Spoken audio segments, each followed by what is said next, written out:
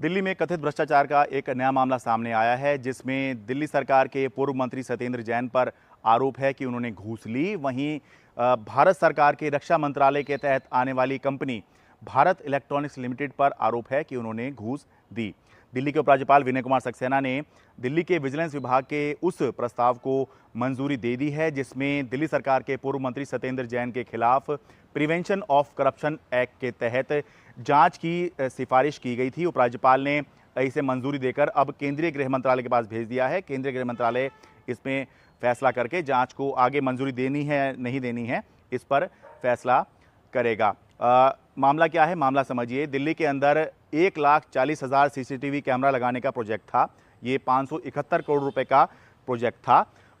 आरोप ये है कि ये जो 1,40,000 सीसीटीवी कैमरे लगने थे दिल्ली की 70 विधानसभाओं में, यानी कि पूरी दिल्ली के अंदर ही लगने थे, इनके इस प्रोजेक्ट में डिले हुआ, जिसकी वजह से भारत इलेक्ट्रॉनिक्स कंपनी के ऊपर 16 करोड़ रुपए की पेनल्टी लगी। और मंत्री सत्येंद्र जैन ने ये जो पेनल्टी है भारत इलेक्ट्रॉनिक्स लिमिटेड पर जो पेनल्टी लगी कि इन्होंने काम में देरी की है, इसको माफ़ करने के बदले में 7 करोड़ रुपए की घूस ली है।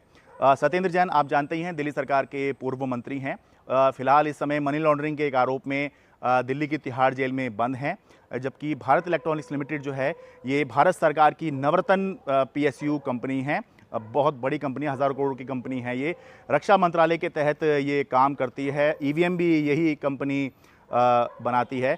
तो इसके ऊपर आरोप है कि इसने काम में जो डिले किया उसकी वजह से इसके ऊपर 16 करोड़ रुपए की पेनल्टी लग गई, और उसको माफ़ करवाने के लिए इस कंपनी या इसके अधिकारियों ने मंत्री सत्येंद्र जैन को 7 करोड़ रुपए की घूस दी है। हालांकि थोड़ा मामला ये अजीब लग सकता है कि एक सरकारी कंपनी जो है वो एक सरकार के मंत्री को इसलिए घूस दे रही है ताकि जो पेनल्टी है, जो डिले हुआ है उसकी वजह से जो पेनल्टी है वो माफ़ हो जाए या वो मामला जो है सेटल हो जाए। लेकिन आने वाले समय में देखेंगे हम कि किस तरह से ये मामला जो है इसकी जांच होती है। मांग की गई है कि ACB एंटी करप्शन ब्रांच से इस मामले की जांच करवाई जाए। आम आदमी पार्टी का पक्ष भी सामने आया। आम आदमी पार्टी की वरिष्ठ नेता और दिल्ली सरकार की मंत्री आतिशी का कहना है कि ये एक और फर्जी मामला है। दिल्ली सरकार को BJP ठप करना चाहती है, इसलिए एक के बाद एक कई मुकदमे जो हैं उनके नेताओं पर लगाए गए हैं, और ये एक और फर्जी मामला है। तो आने वाले समय में देखेंगे कि किस तरह से इस मामले के अंदर जांच होगी, जिसमें भारत सरकार की एक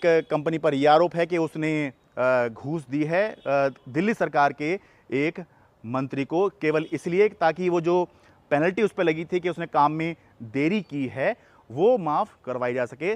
16 करोड़ रुपए की पेनल्टी माफ़ करवाने के लिए 7 करोड़ रुपए की घूस देने का आरोप है। Sharad Sharma, NDTV India.